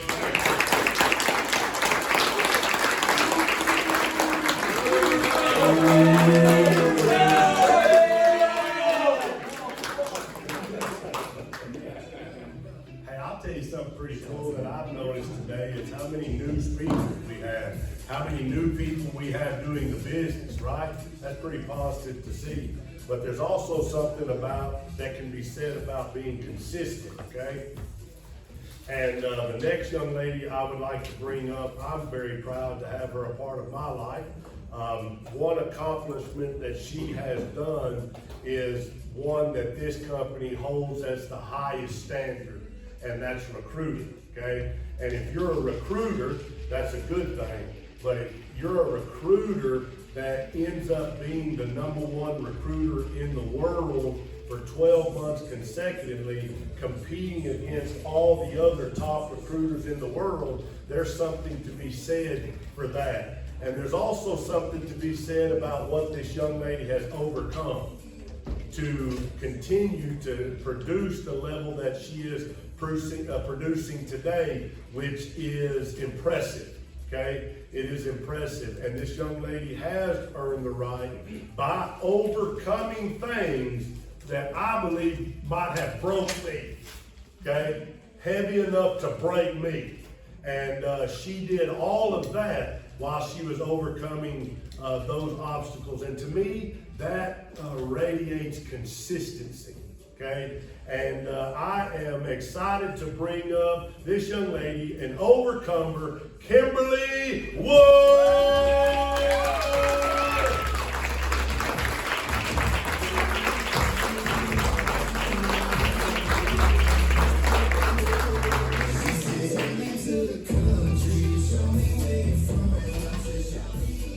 Oh, well. So, there's a lot of old faces in the room, but I see a lot of new faces. So, a lot of y'all know my story, but for those of you that don't, I'm just gonna share it with you. You know, try not to cry, because I went through the most difficult time in my life. So, good morning, everybody. I want you to know that we all face battles in life. Some of them are obvious: sickness, financial struggles, or difficult relationships. Who all has had that? Yeah, everybody in the room. So, others are invisible. Fear, doubt, or feelings of unworthiness. Your girl right here beats herself up on a daily, okay? I've never felt good enough. ever. I've been bullied all my life. I have been fat shamed all my life. And so it has put a damper on my spirit and my self-worth. But I'm coming out of that hole. So no matter what form your battles take, challenges are all a part of us being human. So what defines us isn't the size of the obstacle we face. It's the strength that we discover when we choose to overcome. Because that is a choice. Amen. You can crawl under a table and just exist. Or you can overcome. So that's a choice you have to make. So what does it mean to be an overcomer? It doesn't mean that life will be easy or that we'll never struggle again. If you think you won't ever struggle again, you're going to, okay? It's just a fact of life. So being an overcomer means refusing to let setbacks, failures, or fears have the final say, okay? It means rising up when everything around us tells us to stay down. Oh my God, I've had so much of that. Just in the last 3.5 years that I've been affiliated with Global Health and Safety and Blueprint, which I'm going to tell you about here shortly. It means rising up when everything around us tells us to stay down. It means holding on to hope even in the darkest moments. So, 3.5 years ago, in March of 2022, I had a friend of mine call me, hey, I just started this new business. Can I come over and you listen and I need to practice? I said, sure. Keep in mind, 5 months previous, in September of 2021, I lost my soulmate to COVID. It will break you. If you have a true soulmate, it will break you. Okay? So I had lost him. And so she came over, showed me the demo. Of course, I was just overwhelmed with everything I saw, knowing that my alarms were a piece of crap. And I wanted these so bad. So I said, okay, let's do this. So Doug Boyer's at my house at 10:30 hanging alarms. And so I didn't find out how unprotected I was until Doug was over there. So he comes in the kitchen and he goes, Miss Wood? I said, yes. He said, did you realize your smoke alarms don't have batteries in them? I said, no. Well, let me tell you the story. 2 o'clock in the morning, and things are chirping. Steve was madder than a hornet. Gets up, can't get it to quit. Comes back in the bedroom, slams the door, gets in the bed. He said, I'll fix it tomorrow. I said, okay. I didn't question him. He was my husband. He did all that stuff. So I'm just thinking, okay, well, I get home the next day. I fixed it. I said, okay. Went on about it, right? Doug, he ain't got no batteries. I said, I'm thinking, that's how he fixed it. He took the batteries. But then he goes, I said, well, they're hardwired. Doug said, yeah, no, they ain't. I said, what do you mean? He said, oh, they're capped off. I said, he really fixed it because I had no protection and didn't know it. So, anyway, he hung my alarms. Ashley left, they left. And I think this was on a Friday. And so, all weekend I thought, you're so stupid. Why did you spend $3,000 on these stupid fire alarms? You can just go to Lowe's. So I called David on Monday morning and I said, I think I need to cancel. He said, what do you mean? I said, I bought these alarms Friday night and I said, I just lost my husband So I don't have a way to pay for these. He said, why don't you come to work for me? I said, what do you mean? Tells me about the equity program. Okay, I go do the equity program. I was only going to be here 90 days just to pay for my alarms. Guess what? Here I am. I'm still here. Evil plan work. Yes. So, even though, and by the way, Tuesday, this past Tuesday was 4 years.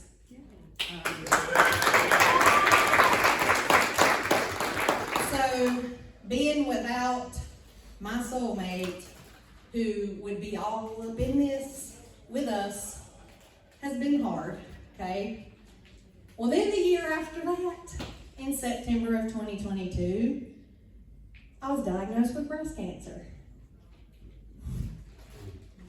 So, I'm sitting there thinking, great, here I am, alone. I gotta do this by myself. And I know I have my whole Blueprint family, which is my family, by the way. I have friends, but it's not the same as having your person just to put their hand on your back. Everything's gonna be okay. Or hug you, or hold your hand, hold you when you cry. You know, I got 2 dogs, they don't talk back.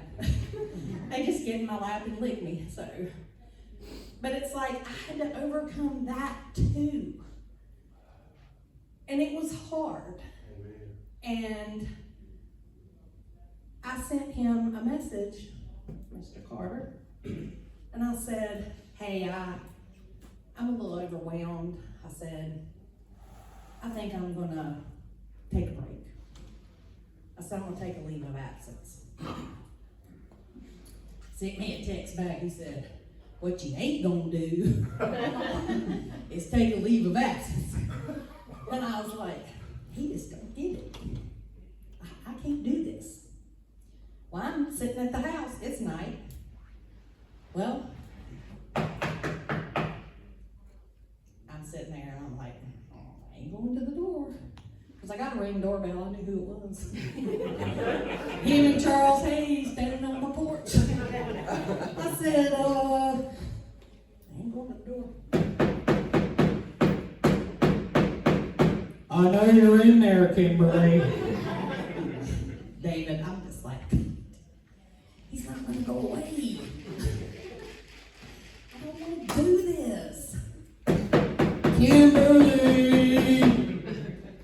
So I finally opened the door. They walk in, and that was a pivotal moment. They both embraced me. What you ain't gonna do is take a leave of absence. You need to be here. We got you. How many jobs do you have that your boss will do that? None. How many is gonna come up to you? Hey, we got you. We got you. I ain't never worked a job in my life that I had that. It's always what you ain't doing. It's not about what you're doing or that they need you. They might need you, but you're just making them money. Okay? So, think about people throughout history who have overcome odds. Impossible odds. Nelson Mandela spent 27 years in prison and still came out to lead a nation. Oprah Winfrey overcame poverty and childhood trauma to become one of the most influential voices in the world. Okay? Their stories remind us that the greatest victories are born out of the greatest struggles. Your girl right here, for the last 4 years, I have struggled, but I'm still here, okay? We don't have to look far to find examples of overcomers, okay? Maybe you faced hardship in your own life, a tough season, a broken dream, or a personal failure. I know we've all had them, right? Personal failure. Look at me. I'm thicker than a Snicker. I've tried to lose weight, and here I am. I'm still thick. But you know what? Come Sunday, it ain't gonna be, well, that's a whole nother story, but anyway. So, if you're facing anything right now, I want to remind you, every obstacle is also an opportunity. Every test is a chance to build a testimony. Okay? Every setback is a setup for a comeback. Okay? So how do we live as overcomers? First of all, don't give up. When things get hard. Persistence is often the difference between failure and breakthrough. As DJ said, persistence always wins. It does. Okay? Another example. Am I all right? On time? Okay. You're 20 minutes old. I'm just kidding. Okay. Don't give up when things get hard. Okay?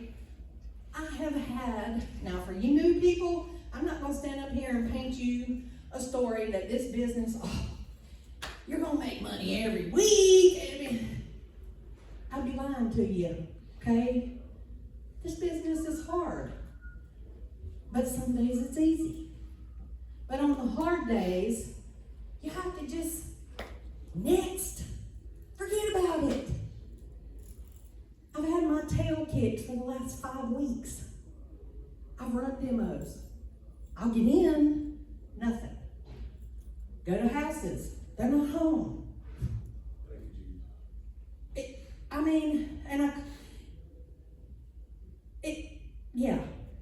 I just had my tail kicked, and it's just like, I'm so frustrated. But secondly, surround yourself with people who lift you up. None of us overcome alone. We need to support, encourage, and have our community. So here's where I want to say thank you to Kristen. Because when I don't get in demos or I've got my tail kicked for 5 weeks, it don't matter what she's going through. I hear on the other end of the phone, it's okay. I believe in you. You got this. The next one's right around the corner. She always has a positive thing to say. Doesn't matter what I'm going through. She always, even if she's having a crap day, I love you, it's going to be okay. We need that. Surround yourself. You're going to hear that a lot with the positive influences. Third, remember, struggles don't define you. This has been a hard one for me. They shape you. They prepare you for the strength you didn't know you had. I hear people tell me all the time, oh, you're such a strong woman. I don't see that. I don't see myself as a strong woman. Because sometimes I smile to hide pain. I smile because I want to impact others. I want them to have a good day, regardless of whether I am. So as a close, I want you to remember this. You're stronger than your struggles. You are greater than your fears. And no matter what life throws at you, choose to rise. Choose to fight. And by gosh, choose to overcome, because you are an overcomer.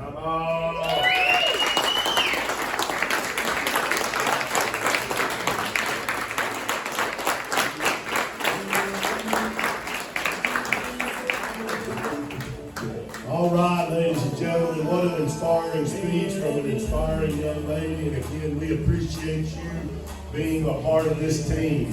And this next young lady we want to bring up, we're also very proud for her to be a part of this.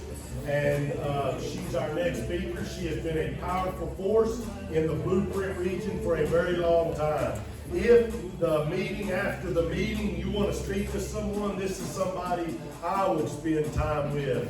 Today, I'm proud to announce this young lady is starting her own business / dealership on April the 1st. Y'all applaud her. That's fantastic.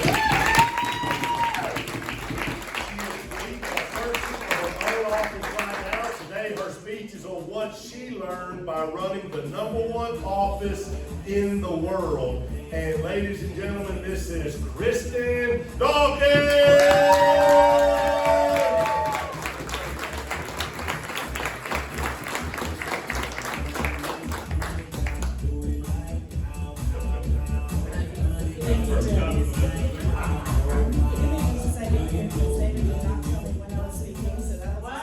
To me. So give me just a second to pull my notes here. You said you did not know you were speaking? No, you did not tell me when I was speaking. Oh, welcome to being a dealer. We all have notes right here. Kristen, it's all good. No escape clauses. So my name is Kristen Dawkins. I've been in the business since 2022. First of all, I want to say thank you to David and Christy for the amazing opportunity that you guys have given me to be in the Blueprint region, for being the amazing leaders and life coaches in the business and outside of the business that you guys have been for me and my family. Thank you, Chris and Becky Roberts, for the amazing opportunity you give us all each and every day with the amazing products, amazing leadership, and support that you both and the GHS family give us. Yeah. As some of you know, before this was my career, I was a gymnastics coach of 13 plus years. When I started coaching, I had a little girl in my class. Sorry, this gets me a little emotional when I talk about her. Her name is Sarah. She was 7 years old. Sarah didn't come to class. Sarah didn't come out into the class. She would sit on the side of the wall watching. I talked to Sarah every week, asked her things. How was your day? What did you do at school today? What's your favorite color, Sarah? She would never say anything. Weeks went by of her sitting on the sidelines, watching the class. Finally, she talked to me. I asked her how her day at school went, and she responded. She overwhelmed me with the information about how her day went. I thought to myself, she finally opened up. She started out with Miss Kristen, and I didn't even think she knew my name because I'd never heard her speak. Weeks went by, she still wouldn't join the class. Her parents came to me and they told me that they were going to have to pull her out. They couldn't keep spending money on a class that she wasn't participating in. It wasn't worth it. I've had many children like this that weren't wanting to be in the gym. That's fine, it's okay. I understood where the parents were coming from when they took them out of class. But Sarah was different. My heart broke a little bit that day. Today my talk is Eye on the Prize. So my question to you today is, are you sitting on the sidelines? Are you watching everyone else week after week get big checks, hit their goals? Seeing everyone else's name pop up in Telegram? Congratulations for protecting a family. Are you sitting in your safe place instead of getting up and doing the work? Keeping your eye on the prize, a phrase that everyone has probably heard. You know, when David told me that this was the topic that he wanted me to speak on, I didn't quite know why. I definitely didn't feel like it was fitting. Because I'm not perfect. I fall down. I don't hit my goals when I want to. But as I started praying and writing this, I quickly realized that that's not what keeping your eye on the prize is. Keeping your eye on the prize doesn't mean that you have a perfect journey, or you have such good tunnel vision that you can't see all the things going around you. What it does mean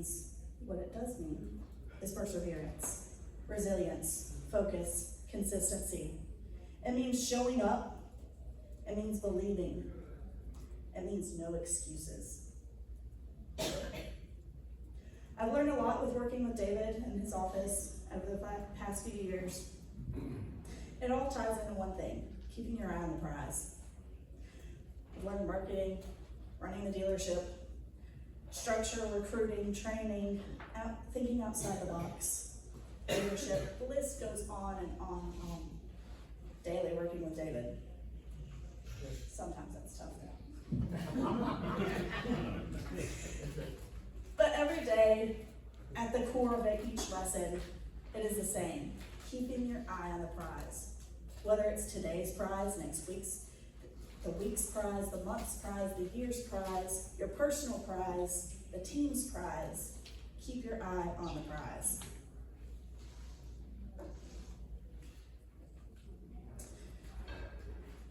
To keep your eye on the prize, you have to define the finish line. If you don't know where you're going, you can't get there.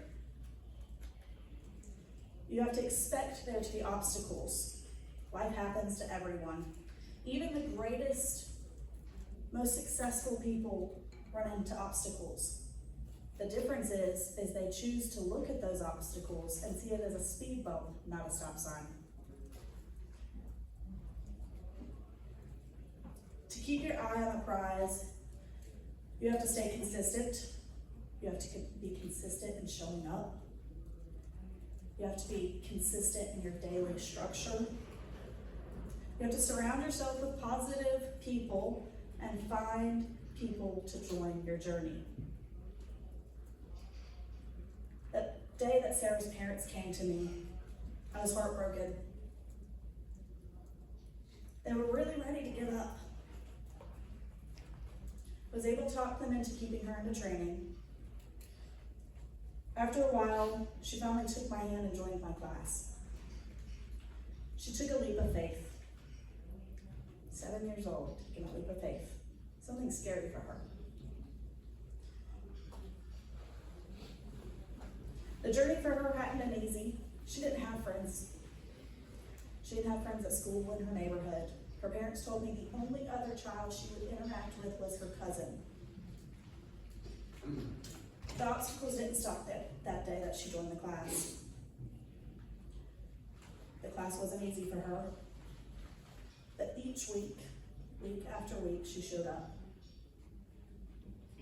She started making friends in the class, which gave her the confidence to make friends at school. On the day that I left that gym, her parents thanked me and we both cried because I was gonna miss my little Sarah. She went on to join the girls' gymnastics team, and years later, while I was out Christmas shopping, I will never forget this moment. I was out Christmas shopping in Winston-Salem at the mall, and I saw little Sarah. She wasn't so little anymore. She was now a teenager with a big group of friends, laughing and shopping around the mall. You see, this story shows a few different angles of keeping your eye on the prize. For Sarah, she didn't know what the prize was, but she knew she was done watching everyone else have the fun. For her parents, it was finally watching her daughter enjoy life and be a kid. For me, the prize was doing something greater than me for others.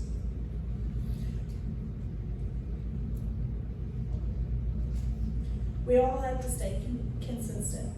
We all had to show up week after week. We all had to keep fighting. None of us shared the same prize, but we also shared the same journey. I learned a valuable lesson with Sarah, a lesson that I taught other athletes for years. The only way you fail is if you stop getting back up. I remind myself of Sarah often, because you never know the impact you'll have on someone else's life.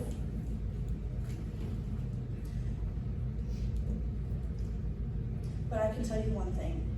If you sit on the sidelines, you will never see the outcome of your life that God has planned for you. If you sit on the sidelines and you don't make the phone calls, you're missing the opportunity to share life-saving information with someone. If you sit on the sidelines and you say no to the demo, or you give up at the door, you're missing out on the opportunity to save that person's life. If you throw in the towel when they say, we need to think about it, we need to talk about it, let us give you a call back. If you throw in the towel in that moment, you're missing the opportunity to save that family's life, those children's lives, those pets' lives.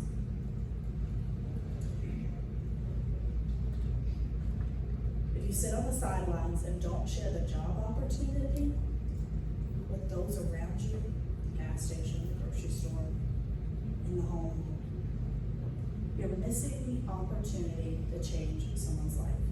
So I'll ask you one more time. Are you sitting on the sidelines, or is your eye on the prize? Can you see the vision? Do you believe in the vision? And are you willing to do it?